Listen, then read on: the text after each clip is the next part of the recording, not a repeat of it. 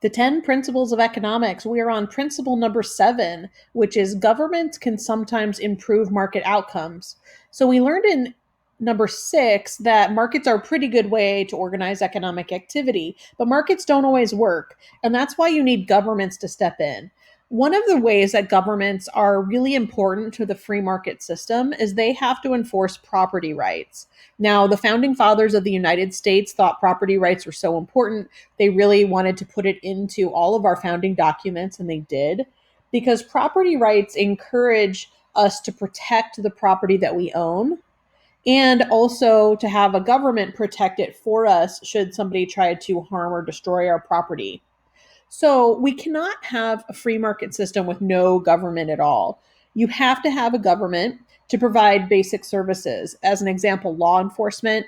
And you also have to have a working system of justice or courts so that, if somebody steals your property, you can call the police and then you can take them to court to get your stuff back. A couple of ways that this would affect the market. People are not very inclined to produce goods and services if the risk is so high that, for example, a music company, if people are going to download music illegally, then at some point the music companies are not going to produce music because it will not be profitable for them to do it. And if there's no government for you to go and find those people who are taking the music illegally and sue them, then there is no way for them to make money and they will go away. You also have a system where, people aren't going to go in and buy products if, somebody could just walk into your home and steal it and there's no government or court for you to do anything about it. There'd be no incentive for you to have things. So we need to have a basic system of government, and that law enforcement and that system of justice should work equally for everybody so that it works to be the referee for the free market system. Now, the government can also go into markets and alter them. We talked about these trade offs between efficiency and equity, and sometimes governments can offer us incentives to do certain things over others. Governments really step into markets when we have what's called market failure. This is when a market, meaning the supply and demand and the buyers and the sellers, fail to allocate the resources efficiently. And there's two major things that cause market failure. The first one is externalities. An externality is when the producing or consuming of a product affects people who are not in the market. So I put the example here of pollution. So imagine you live in a neighborhood that is right next to a really large plastics factory, and they make something like Ziploc bags. But in the producing of these Ziploc bags, they produce a lot of air pollution. And that makes your quality of life really low. That makes your home and property worth less in value. The people in those neighborhoods have high rates of childhood asthma. Their healthcare insurance is much higher.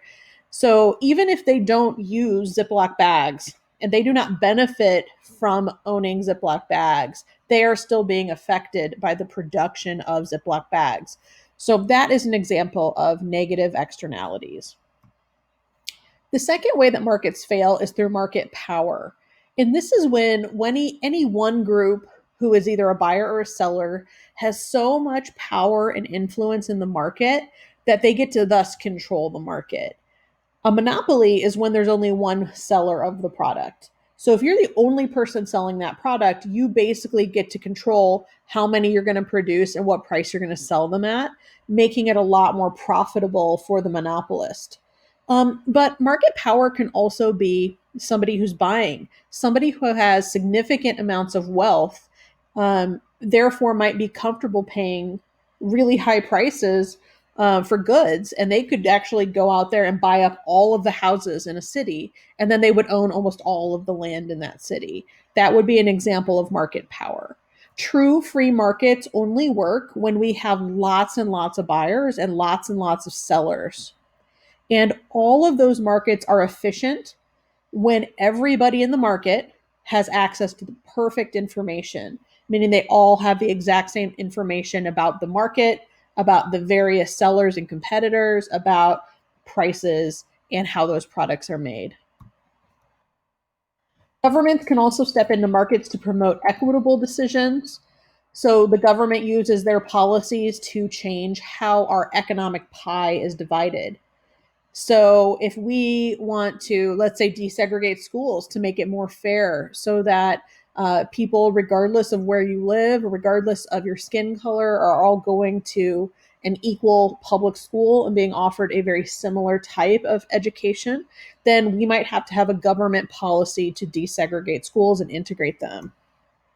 Environmental laws are another great example. So, in the example that we just used with pollution, a lot of times the government might step in and require that companies that produce a lot of air pollution or water pollution abide by environmental laws so that every neighborhood, not just the ones next to the factory, can breathe clean air and drink clean water.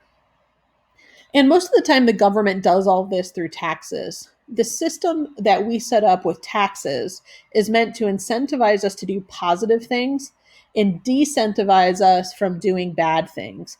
And ideally, that's how we would set up our tax system so that there's more positive externalities and less negative externalities.